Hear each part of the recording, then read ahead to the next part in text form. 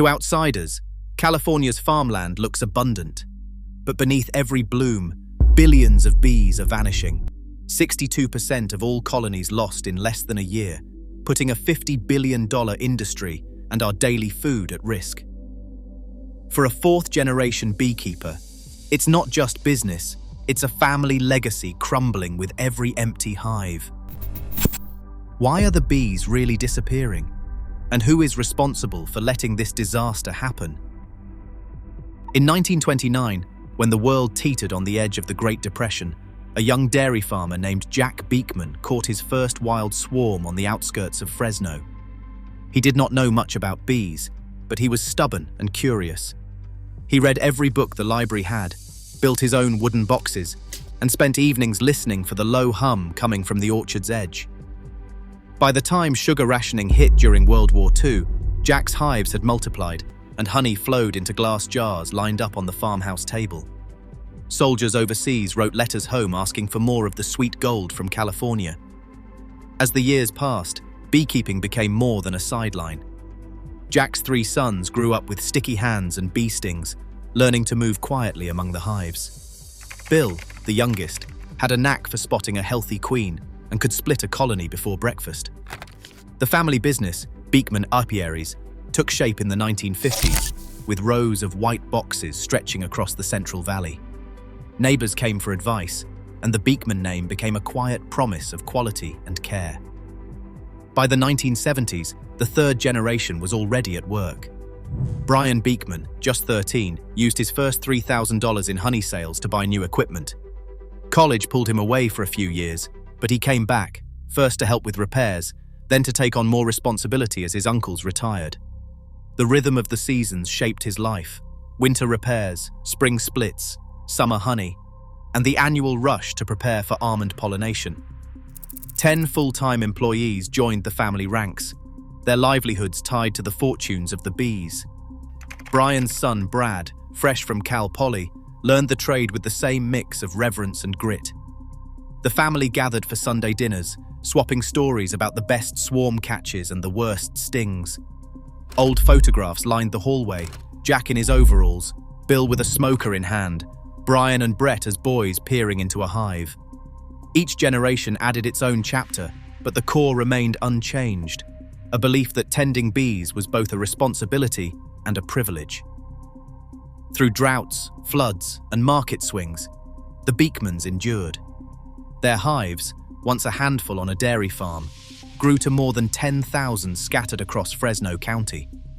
The business never aimed to be the biggest. Brian often said that was not what thrilled him. Pride came from watching his son lift a frame heavy with honey, from knowing that the same blood and sweat ran through every box painted with the family name. The weight of this legacy pressed close, especially as the world outside grew more uncertain. In the hum of the apiary, past and present lived side by side, bound by the promise that the next generation would carry on, no matter what the fields or the future might bring.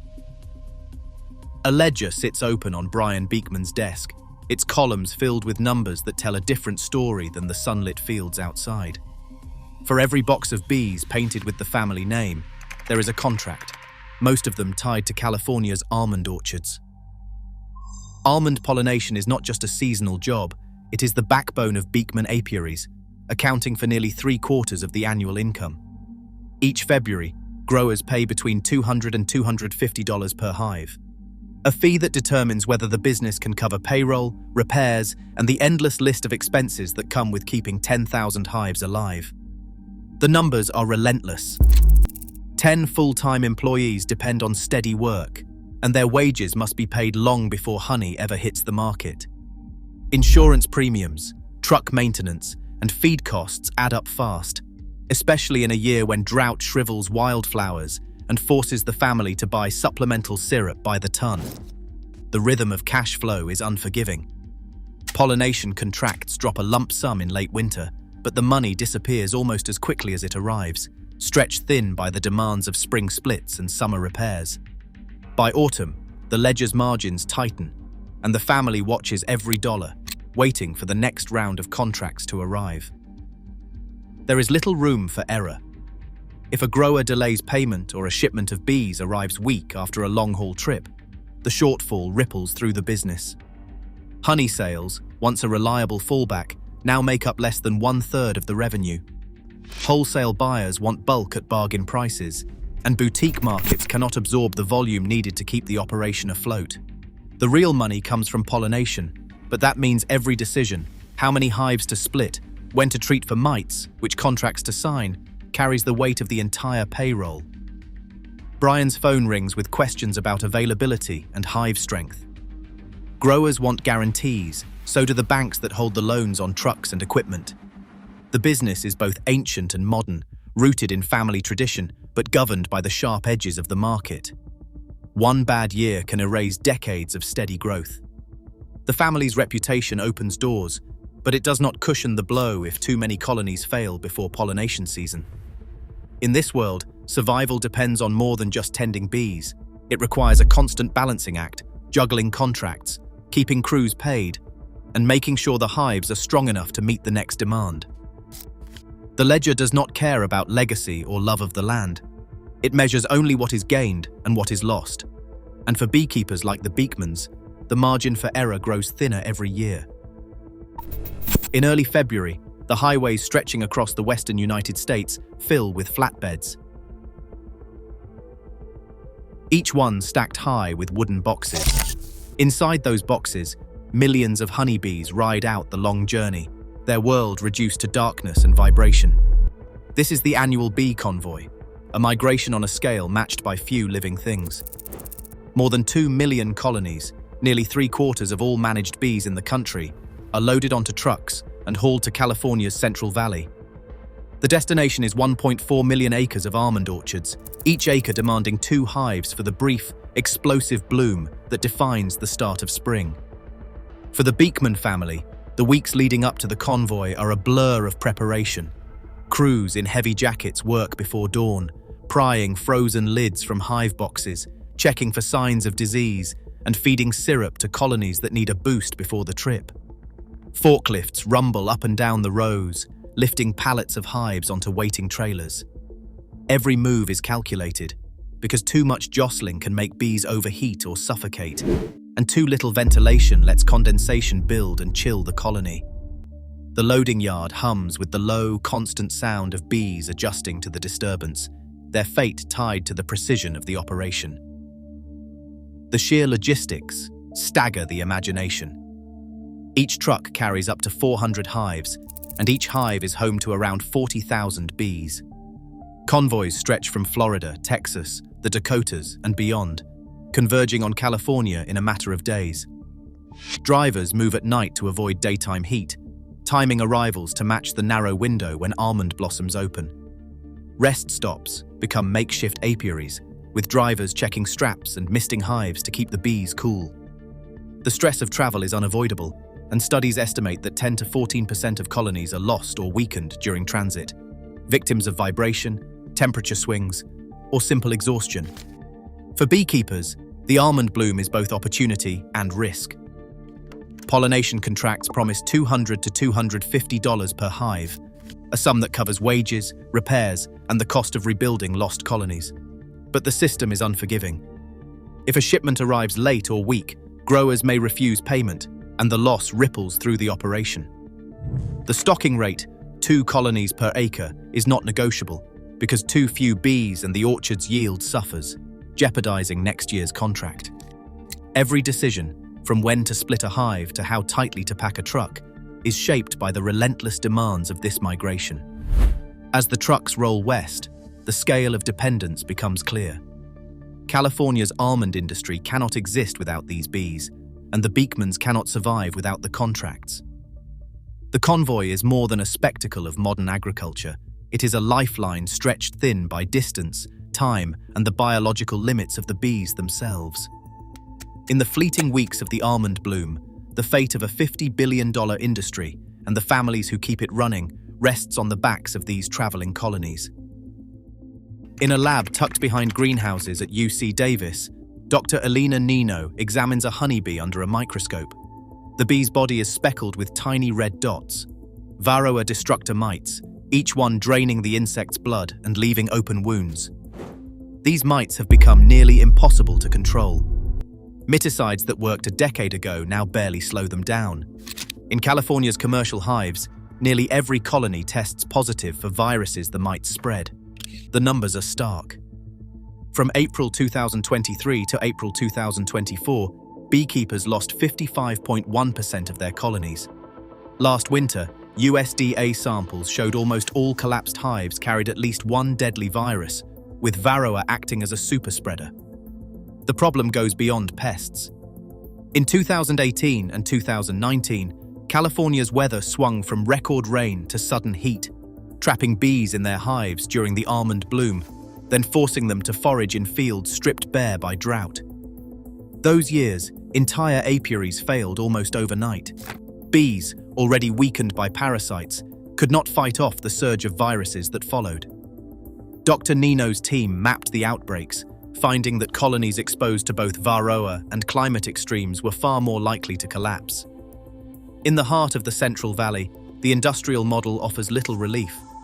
Almond orchards stretch for miles, but after the bloom, the landscape turns into a food desert for pollinators. Monocultures and pesticides leave bees with few places to recover. The Varroa virus complex thrives in these stressed colonies, and each year the losses cut deeper. The system is so interconnected that a cold snap in February, a missed mite treatment, or a single pesticide drift can tip thousands of hives into collapse. Yet not every outcome is bleak. On a farm outside Modesto, rows of almond trees are broken by strips of wildflowers and clover. Here, regenerative practices replace bare soil with living cover crops, and hives stay on site year-round. Early trials from UC Cooperative Extension show these farms keep more bees alive, up to 15% higher survival, by providing steady nutrition and reducing chemical exposure. The Varroa mites are still present, but bees in diverse landscapes seem better able to withstand their attacks. In San Francisco, rooftop apiaries and backyard gardens follow a different path, relying on native forage and chemical-free management. Urban hives, often spared the worst of agricultural sprays, report lower winter mortality and fewer virus outbreaks. Dr. Nino points to the data. Bees in regenerative and urban settings do not escape every threat, but they fare better than their commercial cousins. The lesson is clear.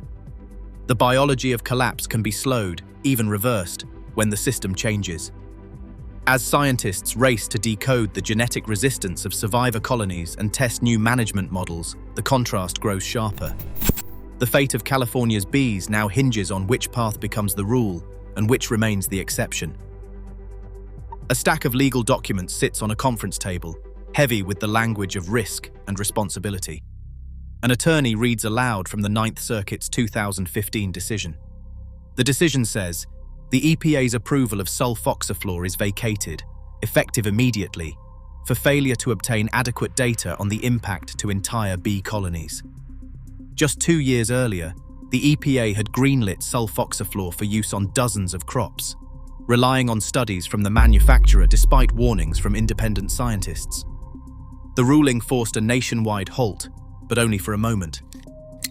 By late 2016, the EPA reapproved sulfoxaflor, this time with restrictions, including no spraying on blooming, bee-attractive crops.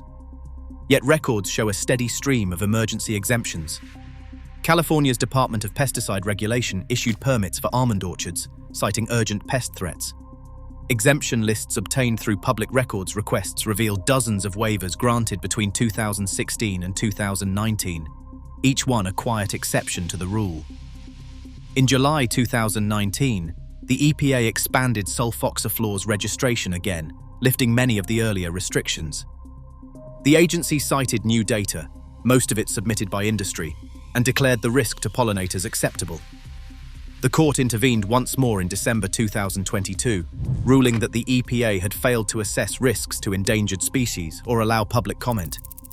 The decision gave regulators 180 days to respond, but by then, millions of acres had already been sprayed. California's own courts weighed in, overturning the state's approval in 2020 after beekeepers and environmental groups sued. Still, emergency waivers continued, each one justified as a response to agricultural crisis. Behind the scenes, attorneys tracked a revolving door of agency officials moving between regulatory posts and industry jobs. The pattern is clear. Rules written, challenged, rewritten, and waived, each cycle leaving bees and beekeepers to carry the cost. Brian Beekman stands in the apiary yard, clipboard in hand, counting boxes that once held the promise of spring. This season, the numbers do not add up. Out of every 100 hives, 62 are empty or silent.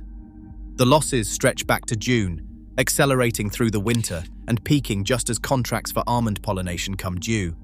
By February, the toll is undeniable. More than half the colonies are gone, their frames stripped of bees, the wax brittle and untouched. Growers call to check on hive strength, but the answers have grown harder. Some contracts are cancelled outright. Others are renegotiated at the last minute, the terms shrinking as word spreads about the die-off. For the first time in 4 generations, the Beekmans are forced to turn down work. The numbers in the ledger shift from black to red. Pollination, which once covered the cost of keeping the operation afloat, now threatens to sink it. Emergency shipments of queen bees arrive from out of state, each one an expensive gamble. Crews scramble to rebuild what they can, splitting the surviving colonies and feeding them syrup by the drum. The cost of these emergency measures piles up. Thousands spent on new queens, supplemental feed, and labor, all with no guarantee that the rebuilt hives will survive until next season. Insurance will not cover the gap. The phone rings with more cancellations. Employees ask about hours. The sense of security that once came with a signed contract is gone, replaced by a constant calculation of what can be saved and what must be let go. In the quiet after the trucks leave, Brian walks the rows of empty boxes, tallying the losses by hand. Each one represents not just a colony, but a season's work, a paycheck, a piece of family history. The collapse is more than numbers. It is the unraveling of a legacy, measured in the silence where bees once thrived. Right now, 1 in 3 bites of food still depends on bees, and every season, their survival grows more uncertain. As pollinator losses accelerate, the stability of California's $50 billion agricultural industry hangs by a thread. The choices made this year will shape what is left to harvest next. The future of our food is being decided in fields and hives most of us never see. What will we choose to protect?